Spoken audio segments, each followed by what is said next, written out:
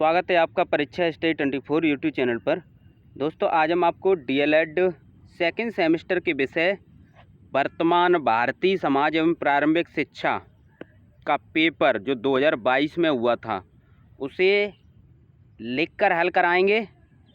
प्रश्न नंबर 1 से प्रश्न नंबर 40 तक आपको अपनी उत्तर पुस्तिका में किस प्रकार लिखना है ये बताएंगे, तो वीडियो को अंत तक ज़रूर देखें। जो छात्र नए हैं चैनल को सब्सक्राइब कर लें, घंटी वाले बटन को दबा लें और एक बार सभी छात्र वीडियो को अपने दोस्तों में शेयर कर दें तथा डीएलएड ग्रुपों में शेयर कर दें जिससे अधिक से अधिक छात्र जुड़ सकें।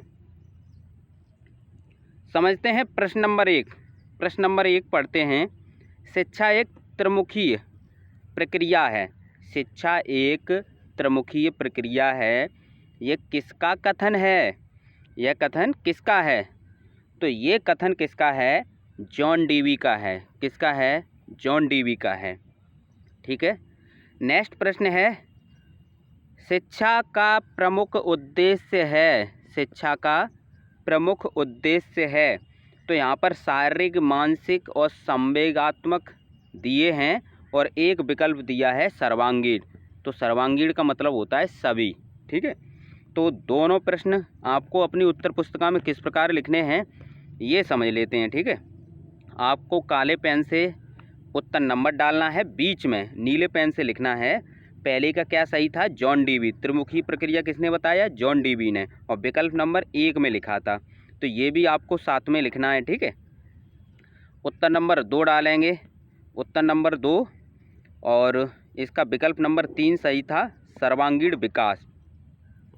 नेक्स्ट प्रश्न है प्रश्न नंबर 3। प्रश्नोत्तर विधि के जनक। प्रश्नोत्तर विधि के जनक आपको बताने हैं। तो 4 विकल्प दिए हैं, इसमें से पहला सही है सुकरात। ठीक है। नेक्स्ट प्रश्न है आपका, शिक्षण को रोचक एवं प्रभावशाली बना देती है। यानी प्रश्न नंबर 4 है, शिक्षण को रोचक एवं प्रभावशाली बना देती है। तो 4 विकल्प दिए हैं, तो इसमें से जो आपका विकल्प नंबर 3 सही है, शिक्षण में प्रयुक्त युक्तियाँ। शिक्षण में प्रयुक्त युक्तियाँ। नेक्स्ट प्रश्न है आपका, बुनियादी शिक्षा किस दार्शनिक से संबंधित है। तो बुनियादी शिक्षा के बारे में या बुनियादी शिक्षा या बेसिक शिक्षा के जनक किसको माना जाता है?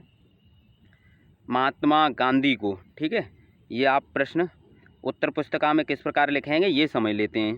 ठीक है। 2 तक हमने करा दिए, 3, 4, 5। उत्तर नंबर 3 डालेंगे, काले पेन से लिखेंगे सुकरात। ठीक है। उत्तर नंबर 4 डालेंगे, काले पेन से, नीले पेन से लिखेंगे शिक्षण में प्रयुक्त युक्तियाँ। विकल्प नंबर 3 भी साथ में लिखेंगे, क्योंकि आपको यदि प्रश्न आता है और सही तरीके से पेपर में नहीं लिख पाते हो तब भी आपके अच्छे नंबर नहीं आएंगे, ये समझ लें। नेक्स्ट प्रश्न था आपका उत्तर नंबर 5, काले पेन से डालेंगे, बीच में क्या था? महात्मा गांधी। ठीक है। बुनियादी शिक्षा, ये ऑप्शन 4 सही था। ठीक है। परीक्षा स्टडी 24 को शॉर्ट में PS 24 कहते हैं। यदि आपको किसी भी दोस्त को बताना है चैनल का नाम, तो PS 24 और डीएलएड लिख दें, क्योंकि हम डीएलएड को पढ़ाते हैं DELED। तो तुरंत यूट्यूब पर सर्च हो जाएगा परीक्षा स्टडी 24 यूट्यूब चैनल, या फिर रॉकी नाम से सर्च कर सकते हो, रॉकी डीएलएड। ठीक है। शॉर्ट में इस नाम से सर्च कर सकते हो। नेक्स्ट समझते हैं। नेक्स्ट प्रश्न है आपका प्रश्न नंबर 6। प्रश्न नंबर 6 समझते हैं। प्रश्न नंबर 6 को पढ़ते हैं। विश्व जल दिवस कब मनाया जाता है? विश्व जल दिवस। विश्व जल दिवस कब मनाया जाता है? तो ये मनाया जाता है 22 मार्च को। कब मनाया जाता है? 22 मार्च को।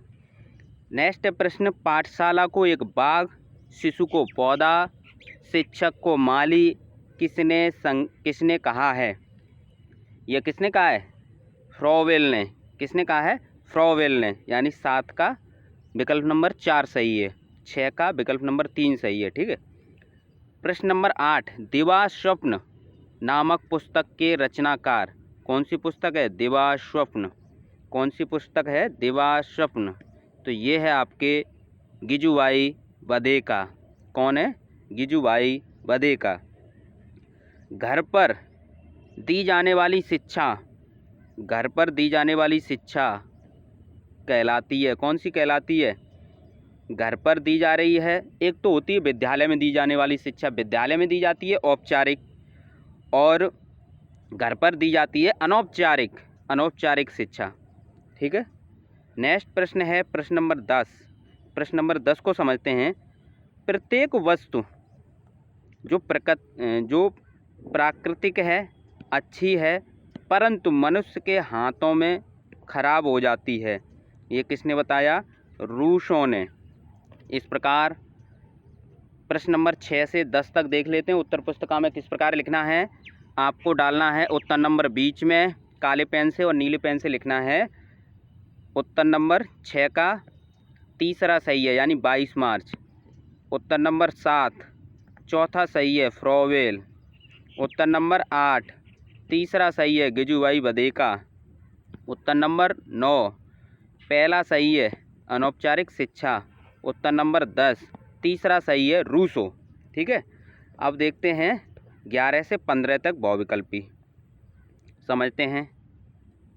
प्रोजेक्ट पद्धति, प्रोजेक्ट पद्धति किस दर्शन की प्रमुख विधि मानी जाती है? कौन सी? प्रोजेक्ट पद्धति। तो ये मानी जाती है प्रयोजनवाद की। किसकी मानी जाती है? प्रयोजनवाद की। मूल प्रवृत्ति सिद्धांत किस दर्शन पर आधारित है? तो ये है प्रकृतिवाद। किस पर आधारित है? प्रकृतिवाद पर। ठीक है। नेक्स्ट है आपका मूल्य हमारे व्यवहार को क्या करते हैं? मूल्य हमारे व्यवहार को क्या करते हैं? दर्शित, प्रेरित, नियंत्रित, उपरोक्त सभी। तो इसका आंसर होगा उपयुक्त सभी, क्योंकि तीनों आ जाते हैं। प्रश्न नंबर 14 है, मकतब शब्द किस स्तर की शिक्षा से संबंधित है? जो मकतब शब्द है वो किस स्तर की शिक्षा से संबंधित है? यानी मकतब और मदरसा में शिक्षा दी जाती थी, जो मुस्लिम शिक्षा थी, तो मकतब में कौन सी दी जाती थी? प्राथमिक। प्राथमिक। ठीक है। मकतब में कौन सी दी जाती थी? प्राथमिक। तो इसमें पूछा गया है मकतब शब्द किस स्तर की शिक्षा से संबंधित है? तो प्राथमिक स्तर से। नेक्स्ट प्रश्न है 15, आदर्शवाद श्रेष्ठ योगदान किस क्षेत्र में है? तो आदर्शवाद का श्रेष्ठ योगदान है उद्देश्य में। किसमें है? उद्देश्य में। ठीक है,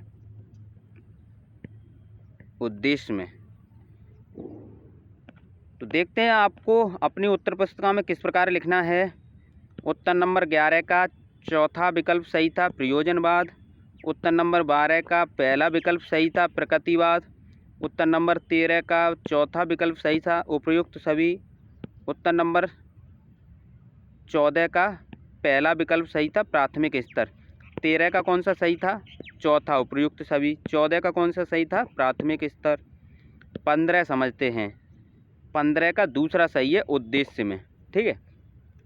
और मैराथन क्लास सभी को देखनी है। मैराथन क्लास में हमने सिलेबस कंप्लीट करा दिया है और प्रीवियस ईयर जो पेपर करा रहे हैं उससे आपको ये अनुभव हो जाएगा कि आपको लिखना कैसे है। ठीक है। और जो प्रीवियस ईयर पेपर होते हैं उनसे 60 से 70% क्वेश्चन वही घुमा फिरा के पूछ लेते हैं। तो प्रीवियस ईयर पेपर भी आपको लगाने हैं। ये मत सोच लेना कि केवल एक से काम चल जाएगा ना। तो प्रीवियस ईयर पेपर देखने से, यदि आप प्रीवियस ईयर पेपर देख लें, मैराथन क्लास ना देखें, या फिर मैराथन क्लास का मतलब ये है सिलेबस कंप्लीट ना करें, तब भी आपको दिक्कत होगी। यदि सिलेबस कंप्लीट कर लिया और आपने ये नहीं देखा कि पेपर में प्रश्न आते कैसे हैं, तब भी आपको दिक्कत होगी। तो दोनों ही आपको देखना है। अच्छे अंक लाने के दो ही तरीके हैं, सिलेबस कंप्लीट पढ़िए, प्रीवियस ईयर पेपर लगाइए, बस दो ही तरीके हैं। और हमारी कोशिश ये रहती है कम टाइम में आपको कंटेंट करा दिया जाए। पेपर भी हम सॉल्व कराते हैं तो हमारी कोशिश ये नहीं रहती है कि वीडियो को ज़्यादा लंबा खींचा जाए। जो आपको बताना है वो हम बता देते हैं। ठीक है। ये आपने देखा होगा जितने भी हमसे पढ़े हैं, चाहे फर्स्ट सेमेस्टर हो चाहे ये सेकंड सेमेस्टर हो, वीडियो कम होंगी लेकिन कंटेंट अधिक होगा। नेक्स्ट प्रश्न है आपका प्रश्न नंबर 16। प्रश्न नंबर 16 को पढ़ते हैं। अतला उत्तरी प्रश्न है, 1 नंबर के प्रश्न है। रूसों का जन्म कब और कहाँ हुआ था? तो इनका जन्म हुआ था, कब हुआ था? 1712 ईस्वी में। और कहाँ हुआ था? ये हुआ था जिनेवा में। कहाँ हुआ था? जिनेवा में। ठीक है, ये हम बता देंगे आपको उत्तर पुस्तिका में किस प्रकार लिखना है। पहले देख लेते हैं 17 नंबर प्रश्न। सत्यम शिवम सुंदरम किस दर्शन का आधार वाक्य है? तो ये है आपका आदर्शवाद। ठीक है, आदर्शवाद दर्शन का आधार वाक्य है। तो आपको किस प्रकार लिखना है ये समझ लेते हैं। 16 और 17 उत्तर नंबर काले पेन से डालेंगे, नीले पेन से लिखेंगे। रूसों का जन्म 1712 ईस्वी में जिनेवा में हुआ था। उत्तर नंबर 17 काले पेन से डालेंगे, नीले पेन से लिखेंगे। सत्यम शिवम सुंदरम आदर्शवाद दर्शन का आधार वाक्य है। नेक्स्ट प्रश्न है प्रश्न नंबर 18। प्रश्न नंबर 18 को समझते हैं। क्या लिखा है? वैश्विक तापमान से आप क्या समझते हैं? वैश्विक तापमान से आप क्या समझते हैं? संक्षिप्त में समझाइए। तो वैश्विक तापमान के बारे में समझ लेते हैं। प्रश्न नंबर 18। ठीक है, तो उत्तर नंबर 18 लिखेंगे अपनी उत्तर पुस्तिका में। आपको प्रश्न लिखने की कोई ज़रूरत नहीं है, प्रश्न के कोई नंबर नहीं मिलते हैं। हमने देखा है बहुत से छात्र प्रश्न उतार के आते हैं, ऐसा लगता है कि उन्हें एक्स्ट्रा 2 नंबर का प्रश्न है, उन्हें 3 नंबर मिलेंगे। ऐसा कुछ नहीं मिलेगा। टाइम कम होता है, 2 घंटे का पेपर है और 40 प्रश्न आपको करने हैं। टाइम यदि आपने घर पे लिखने की प्रैक्टिस नहीं की है तो 2 घंटे आपको दिक्कत बहुत करेंगे। ठीक है, प्रश्न छूटेंगे ज़रूर। काले पेन से लिखेंगे वैश्विक तापमान। वर्तमान में मानवीय गतिविधियों के कारण उत्पन्न ग्रीन हाउस गैस के प्रभाव स्वरूप पृथ्वी के दीर्घकालिक औसत तापमान में वृद्धि हो रही है। क्या हो रही है? वृद्धि। तो पृथ्वी के दीर्घकालिक औसत तापमान में हुई वृद्धि को वैश्विक तापमान कहते हैं। तो इस प्रकार आप लिख सकते हो। और डीएलएड में आपको क्या करना होता है, हम आपको बता दें कि बहुविकल्पी प्रश्न और अतला उत्तरी प्रश्न पॉइंट टू पॉइंट लिखने होते हैं, क्योंकि बहुविकल्पी प्रश्न में से एक प्रश्न आपको 4 विकल्प दिए हैं, उसमें से चूज करके लिखना होता है। अतला उत्तरी प्रश्न में भी सटीक आंसर देने हैं। और लघुत्तरी प्रश्न होते हैं या जिसमें हम बढ़ा चढ़ा के लिख सकते हैं, अपनी भाषा में आप लिख सकते हो, चाहे लघुत्तरी हो चाहे अतलघुत्तरी हो। ठीक है, अब किसी में डेट पूछी है तो उसमें क्या बढ़ाओगे? तो कोशिश यही करना कि जो प्रश्न आए नहीं तो उसकी हेडिंग डालकर उससे संबंधित जो कुछ भी आपको पता है वो लिख के ज़रूर आना। ठीक है, नेक्स्ट प्रश्न है आपका प्रश्न नंबर 19। प्रश्न नंबर 19 में क्या पूछा गया है? मूल्य का क्या अर्थ है? किसी विद्वान की परिभाषा दीजिए। मूल्य के बारे में आपको बताना है। किसके बारे में बताना है? मूल्य के बारे में आपको बताना है।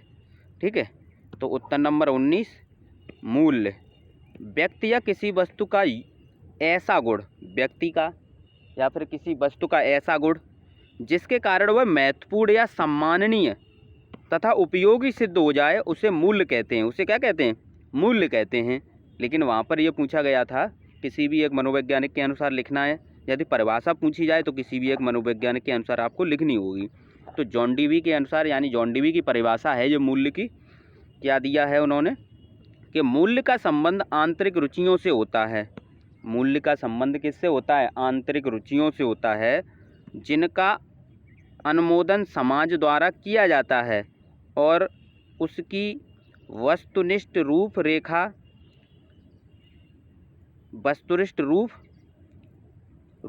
परख की जाती है। ठीक है, तो इस प्रकार आप लिख सकते हो। ठीक है, नेक्स्ट प्रश्न है प्रश्न नंबर 20। प्रश्न नंबर 20 को समझते हैं। पर्यावरण शब्द किन 2 शब्दों से मिलकर बना है? तो ये छोटा सा है। तो पर्यावरण किससे मिलकर बना है? यहाँ पर हम समझा देते हैं। परे प्लस आवरण, ठीक है, दो शब्दों से मिलकर बना है। स्वामी विवेकानंद जी के बचपन का नाम, तो बचपन का नाम था नरेंद्रनाथ दत्त, नरेंद्रनाथ दत्त, ठीक है। ये सभी हमने लिखाए हैं। नेक्स्ट प्रश्न है आपका, ये हम बता देंगे उत्तर पुस्तिका में किस प्रकार लिखना है। विश्व जनसंख्या दिवस कब मनाया जाता है? ये मनाया जाता है 11 जुलाई। कब मनाया जाता है? 11 जुलाई, ठीक है। अब एक और प्रश्न है आपका, शिक्षा के सार्वभौमिकरण का अर्थ, ठीक है, शिक्षा के सार्वभौमिकरण का अर्थ। तो सार्वभौमिकरण का अर्थ क्या बताया था कि 6 से 14 आयु वर्ग के सभी बच्चों को निःशुल्क शिक्षा प्रदान करना, सभी वर्ग के, ठीक है। तो ये क्या कहलाता है? शिक्षा के सार्वभौमिकरण। तो आप देखेंगे 20, 21, 22, 23, ठीक है, किस प्रकार आपको अपनी उत्तर पुस्तिका में लिखने हैं ये समझ लेते हैं। 20, उत्तर नंबर 20, पर्यावरण शब्द पर तथा आवरण दो शब्दों से मिलकर बना है। उत्तर नंबर 21, स्वामी विवेकानंद जी के बचपन का नाम नरेंद्रनाथ दत्त था। क्वेश्चन नंबर 22, यानी उत्तर नंबर 22 डालेंगे उत्तर पुस्तिका में। विश्व जनसंख्या दिवस 11 जुलाई को मनाया जाता है, ठीक है। उत्तर क्यों डालें? क्योंकि उत्तर आप लिख रहे हैं, प्रश्न नहीं लिख रहे हैं, ये समझ लें। नेक्स्ट प्रश्न था प्रश्न नंबर 23, सार्वभौमिकरण। उत्तर नंबर 23, शिक्षा के सार्वभौमिकरण का अर्थ 6 से 14 आयु वर्ग के सभी बच्चों को निःशुल्क शिक्षा प्रदान करना है, ठीक है। तो इस प्रकार आप लिख सकते हो। नेक्स्ट प्रश्न है आपका, बौद्ध शिक्षा क्या है? बौद्ध शिक्षा, तो शॉर्ट में हमने परिभाषा आपको बताई थी, बौद्ध धर्म के प्रचार प्रसार के लिए विकसित की गई शिक्षा बौद्ध शिक्षा कहते हैं या बौद्ध शिक्षा कहलाती है, ठीक है, ये लिख सकते हो। नेक्स्ट प्रश्न है, शिक्षा के सामान्य उद्देश्य। तो शिक्षा के सामान्य उद्देश्य क्या हैं? शिक्षा क्या करती है? शिक्षा ज्ञान में वृद्धि करती है, चरित्र का निर्माण करती है, नैतिक गुणों का विकास करती है, आत्मनिर्भर बनाती है, ठीक है। ये सभी क्या हैं? शिक्षा के सामान्य उद्देश्य हैं।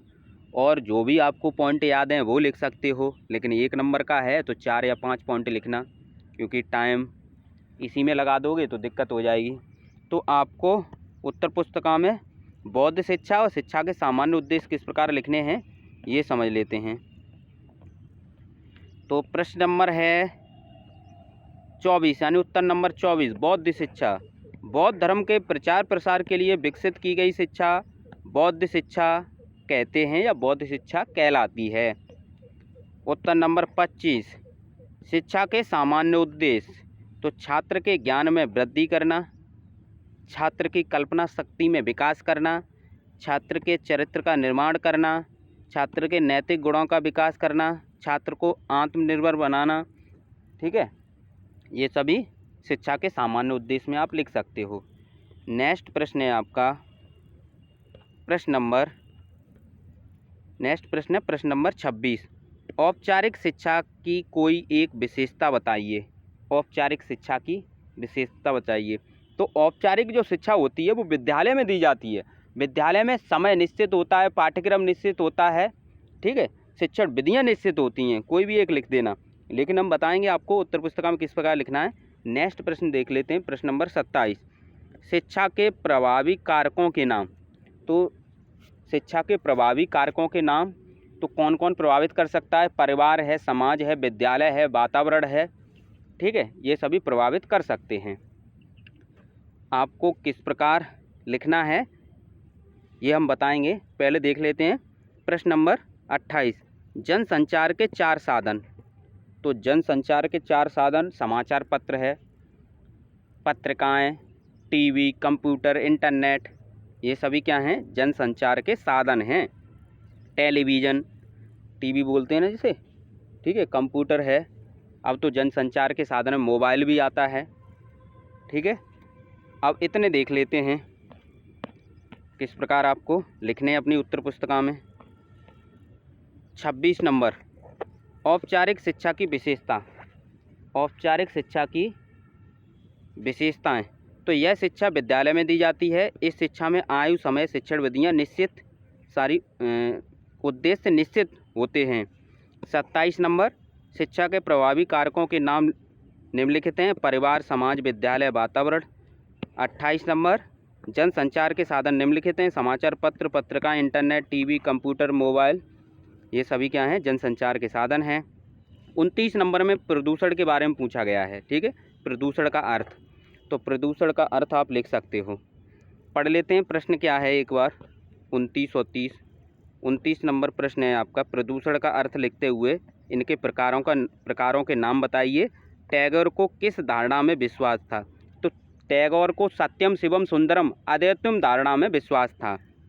देख लेते हैं एक बार आपको किस प्रकार लिखना है।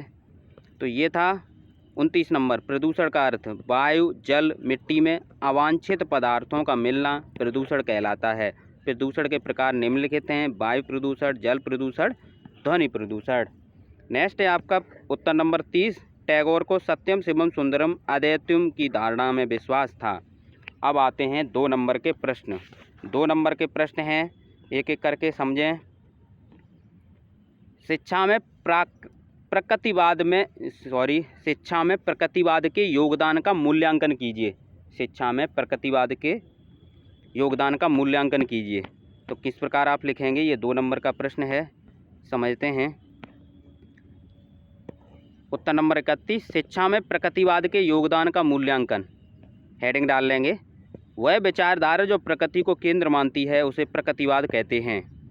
प्रकृतिवादी व्यक्ति संसार को प्रकृति द्वारा निर्मित मानते हैं। प्रकृतिवादी व्यक्ति जो होते हैं वो संसार को प्रकृति द्वारा निर्मित मानते हैं। प्राकृतिक शक्तियों में विश्वास करते हैं वो लोग। प्रकृति से संबंधित सिद्धांतों का अध्ययन ही प्रकृतिवाद कहलाता है। इसमें किसी निश्चित पाठ्यक्रम, विद्यालय तथा वातावरण की आवश्यकता नहीं होती है। नेक्स्ट प्रश्न है प्रश्न नंबर 37। प्रश्न नंबर 37 को समझते रहें। जब आप मैराथन क्लास पहले कर लेंगे तो ये क्वेश्चन आप सॉल्व सभी कर सकते हो और लिखकर जरूर देखना है सभी को ये पेपर। विद्यालय को शिक्षा का प्रभावशाली साधन किस प्रकार बनाया जा सकता है, स्पष्ट कीजिए। हाँ सही है। विद्यालय को शिक्षा का प्रभावशाली साधन किस प्रकार बनाया जा सकता है, स्पष्ट कीजिए। प्रश्न नंबर 32। तो किस प्रकार आप करेंगे, प्रश्न नंबर 32 समझ लेते हैं। हेडिंग डाल लेंगे पहले। प्रश्न नंबर 32, प्रश्न नंबर 32, उत्तर नंबर 32, विद्यालय को शिक्षा का प्रभावशाली साधन निम्न प्रकार बनाया जा सकता है। पॉइंटों में लिखेंगे। विद्यालय में पाठ्यक्रम लचीला होना चाहिए। विद्यालय को सांस्कृतिक केंद्र के रूप में विकसित किया जाए। विद्यालय और परिवार में सहयोग होना चाहिए। योग्य एवं प्रशिक्षित अध्यापक होना चाहिए। विद्यालय में भेदभाव रहित शिक्षा होनी चाहिए। नेक्स्ट प्रश्न है आपका प्रश्न नंबर 33। प्रश्न नंबर 33 को समझते हैं। प्रश्न नंबर 33, जलवायु परिवर्तन से आप क्या समझते हैं? जलवायु परिवर्तन से आप क्या समझते हैं? प्रश्न नंबर 33, जलवायु परिवर्तन से आप क्या समझते हैं? प्रश्न नंबर 33 है आपका, जलवायु परिवर्तन से आप क्या समझते हैं? ठीक है, हेडिंग डाल लेंगे। जलवायु परिवर्तन का तात्पर्य दशकों, सदियों या उससे अधिक समय में दशकों। जलवायु परिवर्तन का तात्पर्य दशकों या सदियों या उससे अधिक समय में होने वाली जलवायु में दीर्घकालिक परिवर्तनों से है। यह मुख्य रूप से जीवाश्म ईंधन को जलाने के कारण पृथ्वी के वातावरण में तेजी से बढ़ती ग्रीन हाउस गैसों के कारण होता है। नेक्स्ट प्रश्न है प्रश्न नंबर 34। प्रश्न नंबर 34 को समझते हैं। प्रश्न नंबर 34, प्रश्न नंबर 34 क्या है? शिक्षा में जनसंचार की भूमिका के बारे में बताइए। ठीक है, और प्रश्न नंबर 35 है, प्रकृतिवाद में पाठ्यक्रम किस प्रकार का होना चाहिए। 34 और 35 देखते हैं आपको किस प्रकार लिखना है। ये वीडियो आपके रिवीजन के लिए है। 34 और 35 देखते हैं। 34, ठीक है। शिक्षा में जनसंचार की भूमिका। जनसंचार के इलेक्ट्रॉनिक साधनों में रेडियो, टेलीविज़न, इंटरनेट और चलचित्र का बहुत महत्व है। इन साधनों से आज शिक्षा प्राप्त की जा रही है। शिक्षा की दृष्टि से जनसंचार के ये साधन दोहरी भूमिका निभाते हैं, जिसमें जो कार्यक्रम प्रसारित करते हैं उनका हमारे जीवन से सीधा संबंध होता है। जनसंचार के माध्यम से घर बैठे शिक्षा प्राप्त कर सकते हैं। और 35 नंबर प्रश्न था आपका, प्रकृतिवाद पाठ्यक्रम का अध्ययन स्पेंसर की पुस्तक से प्राप्त होता है। उनके पाठ्यक्रम की विशेषता यह है कि संपूर्ण पाठ्यक्रम का आधार विज्ञान माना गया है। स्पेंसर के अनुसार विज्ञान द्वारा समग्र जीवन जीना संभव है। शारीरिक विज्ञान, भौतिक विज्ञान, रसायन विज्ञान, सामाजिक विज्ञान, शारीरिक विज्ञान आदि प्रकृतिवाद में पाठ्यक्रम होना चाहिए। अब नेक्स्ट प्रश्न है आपका नेक्स्ट देखते हैं 36, प्रश्न नंबर 36। शिक्षा के प्रभावी कारक के रूप में समाज की विवेचना और जल संरक्षण क्यों आवश्यक है? जल संरक्षण क्यों आवश्यक है? ये दोनों प्रश्न देखते हैं 36 और 37। 36 और 37। प्रश्न नंबर 36, शिक्षा के प्रभावी कारकों के रूप में समाज की विवेचना। शिक्षा के प्रभावी कारकों के रूप में परिवार के बाद समाज की महत्वपूर्ण भूमिका होती है। समाज के स्वरूप के आधार पर बालकों में सामाजिक गुणों का विकास होता है।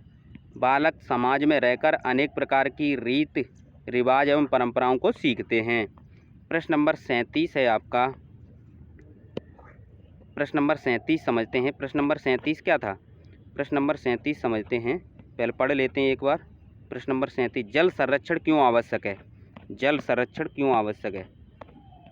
जल संरक्षण क्यों आवश्यक है? प्रश्न नंबर 37, जल की प्रत्येक बूंद हमारे लिए कीमती है। इसके बचाने का प्रयास किया जाना चाहिए।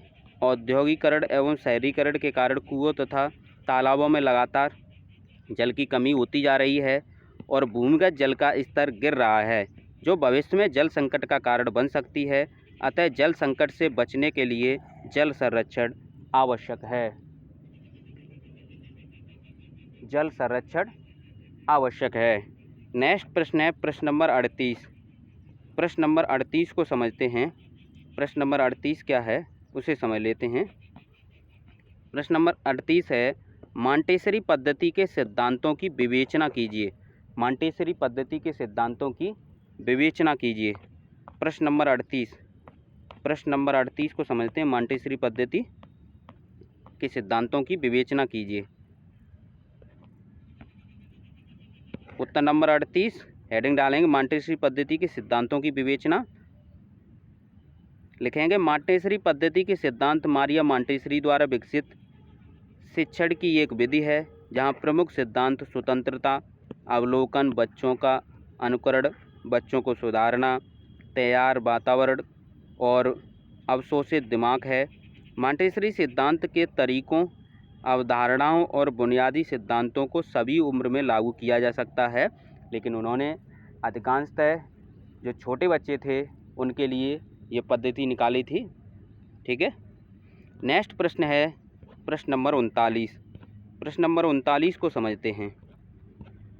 प्रश्न नंबर 39 है, औपचारिक शिक्षा एवं अनौपचारिक शिक्षा में अंतर स्पष्ट कीजिए। औपचारिक शिक्षा जो विद्यालय में दी जाए, अनौपचारिक शिक्षा जो विद्यालय से बाहर दी जाए। औपचारिक शिक्षा में बंधन होते हैं, नियम कानून होते हैं, अनौपचारिक में कोई बंधन नहीं। देखते हैं अंतर किस प्रकार आपको लिखना है अपनी उत्तर पुस्तिका में। उत्तर नंबर 39, औपचारिक शिक्षा एवं अनौपचारिक शिक्षा में अंतर। औपचारिक शिक्षा तथा अनौपचारिक शिक्षा में अंतर हेडिंग डाल लेंगे। उसके बाद काली पेन से ही लिखेंगे ये भी, औपचारिक शिक्षा एक तरफ, दूसरी तरफ अनौपचारिक शिक्षा। औपचारिक शिक्षा इसे विद्यालयी शिक्षा कहते हैं। अनौपचारिक शिक्षा इसे विद्यालय के बाहर की शिक्षा कहते हैं। औपचारिक शिक्षा इसमें आयु निश्चित होती है।